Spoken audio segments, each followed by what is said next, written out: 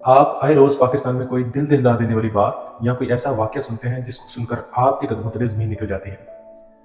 कभी आपको social media पर ये सुनने को मिलता है कि एक बाप ने उठकर सारे ख़ानदान को मार डाला और खुद को पुलिस के हवाले कर दिया। या फिर ये सुनने को मिलता है कि एक माँ ने अपने बच्चों के समेत नहर में छलांग लगा दी और खुदकुशी कर ली। क्या हमने कभी ये सोचने की कोशिश की है या समझने की कोशिश की है कि ये उस मुआशरे में क्यों हो रहा है जिस वतन की बुनियाद ला इलाहा इल्लल्लाह पर रखी गई हो?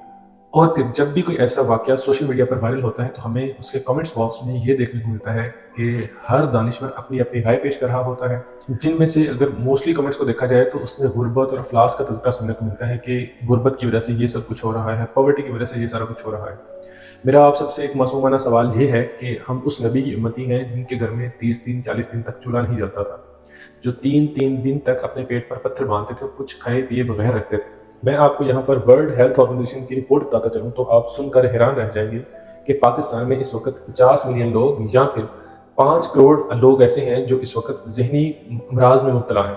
जिसमें एंजाइटी और डिप्रेशन सरफेस्ट है। और ये इतनी कसरत है, इतनी तादाद में ज़्यादा पेशेंट हैं ज़हनी अमराज के पाकिस्तान में कि ये किसी भी मुल्क की जो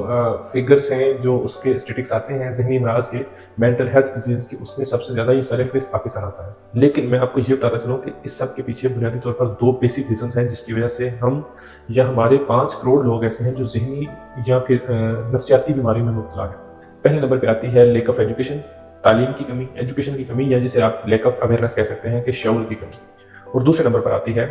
conflict between thoughts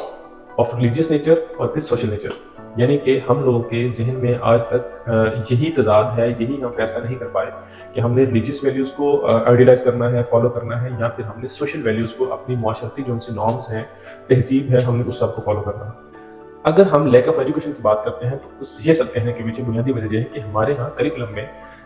mister chips तो पढ़ाया जाता है, लेकिन हमारे यहाँ मेंटल हेल्थ पर अवेयरनेस या एजुकेशन इसलिए नहीं दी जाती कि फर्स्ट ईयर या 15-16 साल के बच्चे क्या समझ पाएंगे मेंटल हेल्थनेस को, और फिर उस सबसे वो क्या अंडरस्टैंड कर पाएंगे। इसलिए फिर हमने ज़रूरी ये समझा, हमारे करिकुलम डिज़ाइनर्स जो हैं उन्होंने ये ज़रूरी समझा कि हमारे यहाँ इस टॉपिक की ज़रूरत नहीं है। हम चूँकि मुस्लिम्स हैं, हमारे यहाँ तो पहले ही खुशहाली बहुत ज़्यादा है, हमारा जो कि वतन जो है वो आज़ाद है, इसलिए खुशहाली यहाँ पर बहुत ज़्यादा है, लोग डिप्रेस नहीं है according to the Pakistani educationist, तो इसलिए फिर इस टॉपिक पर कभी बहस नहीं हुई। दूसरी वजह ये है कि चूँकि हमारे यहाँ नाज़रा तो कंपलसरी है, और फिर नाज़रा पढ़ने के साथ हमें सबसे बड़ा मसला ये आता है कि मुख्तलिफ़ किस्म के, मुख्तलिफ़ मज़ाहब के जो कसरत में हैं, उन मौलवियों ने, मुफ्तियान इकराम ने हमें ये फतावा दे रखे हैं कि आप अगर नाज़रा को खुद से समझ कर पढ़ेंगे, अगर उसकी तफसीर पढ़ेंगे तो आप गुमराह हो जाएंगे, आप जाहिल हो जाएंगे। तो इसलिए भी हमें फिर अब मेंटल हेल्थ पे अवेयरनेस की ज़रूरत नहीं रहती।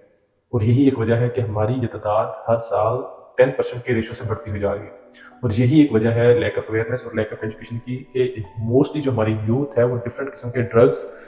या टेबलेट्स या फिर दूसरी जो मल्टीपल चीज़ें हैं, आप सब बेहतर जानते हैं, वो यूज़ कर रहे हैं अपनी ज़हनी सुकून के लिए। अगर हम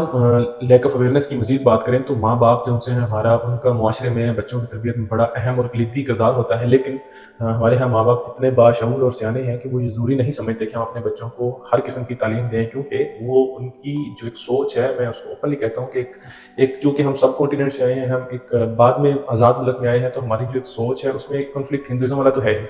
हम ये समझते हैं कि अगर हमने ज़्यादा शऊर दे दिया अपनी माँ को, तो वो फिर, या अपने बच्चों को, तो वो फिर कल को हमसे सवाल करेंगे। तो इसलिए हमने ये भी बेहतर समझा कि हम अपने बच्चों को सिर्फ वो बातें बताएं जो हमारे फ़ायदे में है, हम उनको सिर्फ वही हदीसें सुनाएं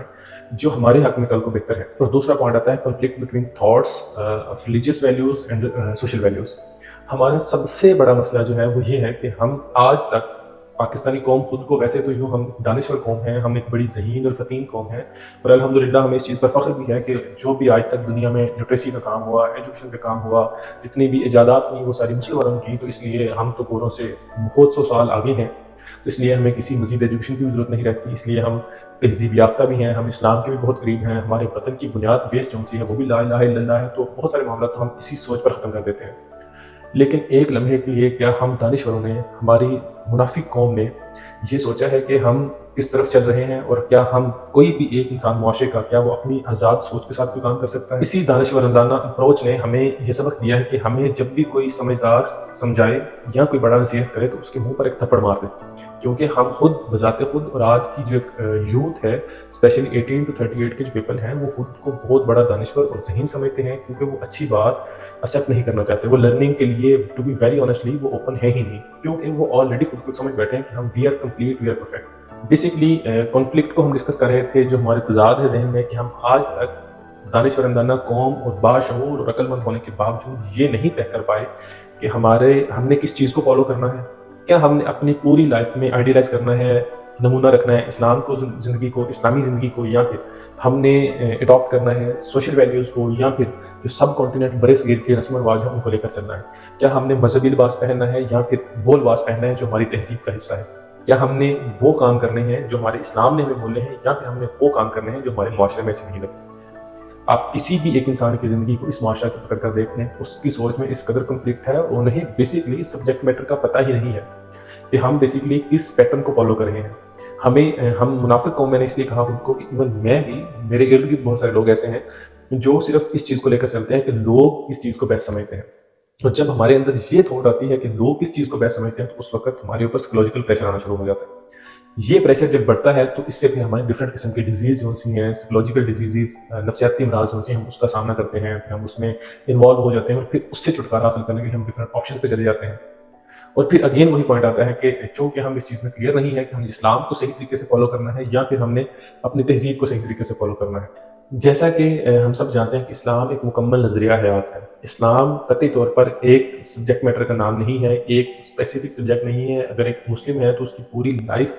اس کی ہر طرح کی سوچ، اسلام کے جو رولز ہیں، ریگولیشنز ہیں، باؤنڈری وال ہے، اس کے اندر رہنا ضروری ہے. اسی طریقے سے اگر آپ یہ سمجھتے ہیں کہ ہمیں کسی کے کہنے سے فرق نہیں پڑتا، ہم تو جی بڑے آزاد ہیں، ہم تو بڑے وہ لبرل ہیں، آزاد قوم ہے، آزاد رائے ہے،